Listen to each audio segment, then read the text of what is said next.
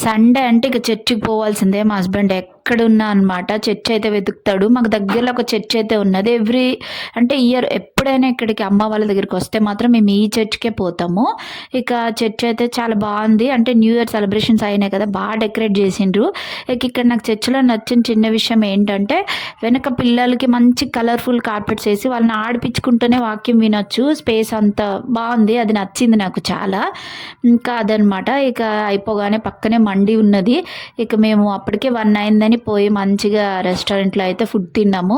హైదరాబాద్‌లో టేస్ట్ ఎట్లుందో శ్రీకాకుళంలో కూడా అట్లనే ఉన్నది. చాలా బా అనిపించింది.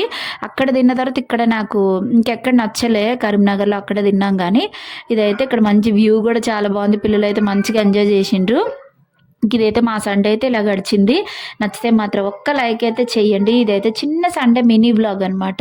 ఇక అమ్మ వాళ్ళ దగ్గరికి వచ్చింది కదా! ఇక్కడ వీడియోస్ అన్నీ పోస్ట్